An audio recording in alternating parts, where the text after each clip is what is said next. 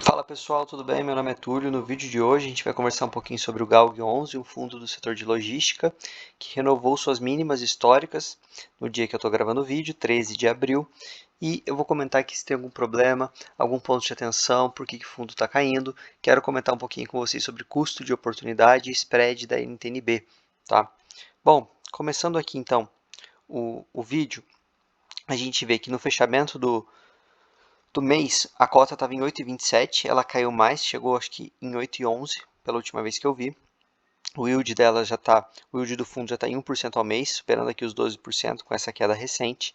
Aqui o prazo médio dos contratos supera 9 anos, vacância em 0%, lembrando que é um fundo com um contrato 100% atípico, ele conta com uma alavancagem alta, que é um dos motivos que ele vem sofrendo no mercado, mas eu vou comentar disso mais à frente.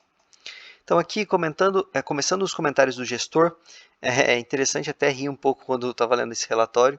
Eu vou comentar com vocês no futuro sobre o arcabouço fiscal, ainda não fiz vídeo, porque o arcabouço foi apresentado, basicamente, bem resumidamente, ele pode ser factível desde que o governo consiga aumentar sua arrecadação. A gente já tem visto aí alguns movimentos do governo para taxar, enfim, compras, criar novos impostos, aí tem gente que vai falar que não é criação, que é só um remanejamento, enfim, o governo quer arrecadar mais para conseguir ali cumprir o arcabouço. Independente da discussão política, de você preferir um governo que é mais gastador ou um governo que vai controlar mais os gastos, na apresentação do arcabouço fiscal, a gente pôde notar que eles apresentaram de 97 até um pouquinho antes aqui, até 2010, 2011, quando o governo estava conseguindo ali ter mais receita primária do que despesa e simplesmente ignorou os anos subsequentes, principalmente aqui do período Dilma. Salvo engano, depois, mais à frente, ele teve ali esse período aqui de 2020 para frente, mas aqui a gente tem que lembrar que teve pandemia.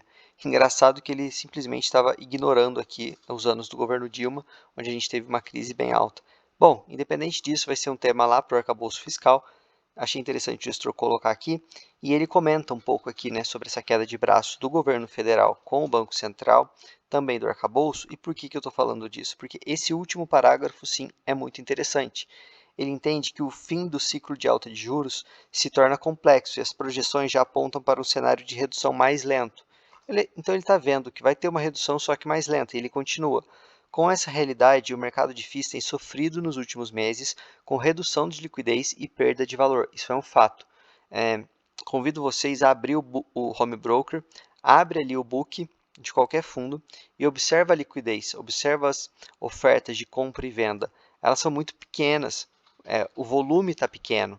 E também se vê muitas vezes negociações não sendo fechadas com uma distância muito pequena e fica aquela ordem o dia inteiro. Então tem um fundo que tem alguém ali oferecendo um valor e outra pessoa que está querendo vender um valor e a diferença é muito pequena, centavos às vezes, e fica essa ordem. Então a gente consegue notar uma liquidez muito baixa. Então quando alguém sai de um fundo, como é o caso do Galg, que tem pouca liquidez, 400 mil, e é alguém um pouco maior, a cotação já vai sofrer, porque simplesmente limpa o book e a cotação desaba. Ele continua, é verdade também que são nos detalhes que estão as maiores descobertas. Assim, a atual janela tem apresentado boas oportunidades para os investidores com capital mais paciente, oferecendo um bom carrego e potencial valorização.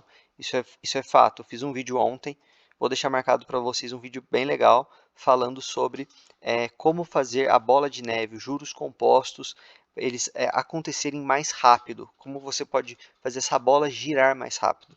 E um dos segredos é você escolher bons ativos e ter um bom carrego. O que isso quer dizer? Você vai comprar esse ativo barato, ele vai te pagar um bom yield e quando a cota valorizar, o seu preço médio está lá embaixo. O seu yield vai continuar ali preservado, claro, desde que o dividendo seja recorrente, que aquele fundo tenha capacidade de continuar pagando o que vem pagando. Independente disso, a gente tem que sempre avaliar a questão de custo de oportunidade, que eu vou falar mais à frente. E esse pode ser um dos motivos porque esse fundo está sofrendo bastante na cotação. Eu fiz aqui uma série de vídeos do Galg. Todo vídeo eu comento um ponto por que a cotação está sofrendo. Então, para quem está chegando agora no canal, se vocês assistirem essa sequência de vídeos, vocês vão conseguir ver. Eu comento da liquidez, comento do spread da NTNB, que eu vou falar um pouquinho hoje também, e hoje eu vou comentar do custo de oportunidade. Bom, seguindo o vídeo, Antes de falar sobre isso, eu quero aqui destacar a DRE. Ele coloca aqui em duas linhas, né, a receita de locação e a receita de locação caixa, tá? Então a gente consegue ver que o fundo gerou até um pouquinho mais nesse mês, gerou aqui 9 centavinhos, distribuiu 8 e está com uma reservinha de 2 centavos.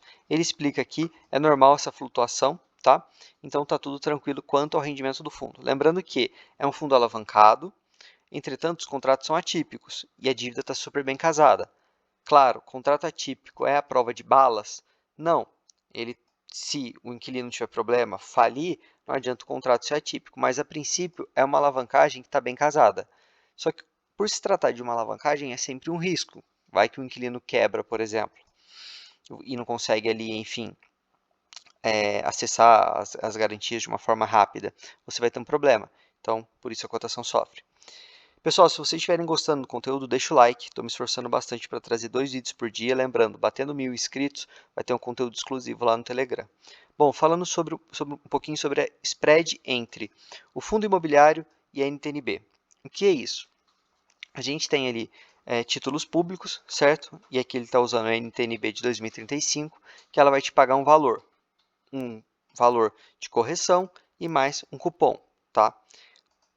Considerando que os fundos imobiliários você vai ter um risco maior, então você tem que receber pelo menos um pouco mais do que esse título de renda fixa de longo prazo, que é a NTNB. Então, vamos supor que a NTNB está te pagando, tá? Só para ficar didático aqui, juros e cupom, ela está te pagando 10%, tá? Já líquido de imposto de renda. Então, 10%. O fundo imobiliário, para compensar o risco que você está tomando, porque a renda fixa, você vai receber aquele valor no final. O fundo imobiliário, você pode ter um problema. Então, para compensar esse risco, ele tem que te pagar pelo menos 12 a 12,5%, 13%. Essa foi a faixa histórica quando você estuda os fundos imobiliários.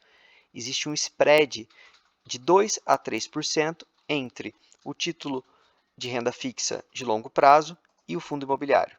E qual é o spread atual entre a NTNB 2035 e o GALG? É de 5,71%, ou seja, muito maior que a média histórica. Então, no médio prazo, a tendência é que esse spread diminua e para ele diminuir, a cotação teria que valorizar. Tá? Esse é o pensamento. A questão aqui é o seguinte, a gente sempre tem que avaliar o custo de oportunidade. Então, o dinheiro do investidor ele é finito. Você tem ali uma quantidade X. Você consegue colocar essa quantidade X em uma, em duas ou em 3 caixinhas, mas uma hora ela acaba. Então, você tem que comparar os pares. Se eu tenho, por exemplo, um GALG que tem fundos, são 5 ativos, em regiões que não são tão óbvias, a gente consegue olhar aqui, Cachoeirinha, Canoas, São José dos Campos, Salvador, Pernambuco, correto? Então, não são regiões primes. Eu não estou falando mal dos ativos e nem mal do fundo, ok? Só estou falando que não são regiões, por exemplo, como o Bresco, que tem ali no raio 30, ok? Então, se não são regiões tão óbvias, eu preciso receber mais. É o mesmo raciocínio do spread da NTNB, eu preciso receber mais para compensar o risco. Então, se eu tenho o GALG pagando 1% e, por exemplo, eu tenho um HGLG que está me pagando 10% ao ano, isso dividido por 12 me dá 0,83, a diferença entre um e o outro está pequena. Então, se ela está pequena, o mercado tem que ajustar o preço da cota. Então, o GALG tende a cair mais, até chegar em um momento que as coisas se equilibrem. Ou seja, se eu quero investir no GALG, eu tenho que levar para casa 1,1, por exemplo. E o HGLG está me pagando 0,83. E assim as coisas ficam equilibradas pelo custo de oportunidade. Então, quem tem GALG, eu não estou falando mal do ativo, ok? Repito isso aqui muitas vezes. Mas a gente sempre tem que comparar com os pares. Como o dinheiro é finito e a gente tem um mercado dominado por pessoas físicas, muitos investidores estão migrando de fundos que têm um pouco mais de risco, não necessariamente são fundos piores, para fundos que sempre negociaram a patamares muito altos e agora estão mais baratos, e lá a oportunidade, a relação risco-retorno está melhor, ok? Então, esse é um dos motivos da cota cair. Então, a gente tem um spread interessante entre NTNB e o fundo, Porém, a gente também tem esse spread em outros fundos, principalmente do mesmo setor. O HGLG que eu estou usando de exemplo é um fundo muito maior, que está fazendo uma compra gigantesca, que vai ter uma alavancagem quando ali os ativos do GTLG entrarem para dentro do fundo, mas ele é tão grande que lá o risco fica menor. Tem também a questão da gestão, uma gestora já mais antiga, então a gente sempre tem que avaliar esse custo de oportunidade. Eu quero fazer um vídeo específico aqui, e se vocês quiserem, deixem nos comentários, que é comentando sobre a diferença entre preço e valor. Um preço baixo, um valor nominal baixo, uma cota de R$ 8,00, não necessariamente está barata. Preço é diferente de valor. Então, esse é um outro elemento para vocês pensarem. Bom, para finalizar o vídeo, aqui ele cita um pouquinho dessa alavancagem, ele cita que ela está muito bem casada. Então, ali as alavancagens foram realizadas sem carência de juros ou amortização, então os meses vão se passando e a dívida vai sendo paga. E o período da dívida está condizente com o período do contrato. Tá? Basicamente é isso sobre o fundo. Convido vocês a assistirem os outros vídeos do Galg, porque lá eu explico mais sobre a questão da alavancagem, explico também do fundo aqui, ainda até estar com uma emissão em aberto, enfim, tem mais detalhes, comento um pouco mais sobre os ativos também, mas para esse vídeo não ficar muito longo, eu vou finalizá-lo por hoje. Beleza, pessoal? Se vocês gostaram, então deixa o like, se inscreve, grupo do Telegram está na descrição do vídeo no comentário fixado, beleza? Valeu!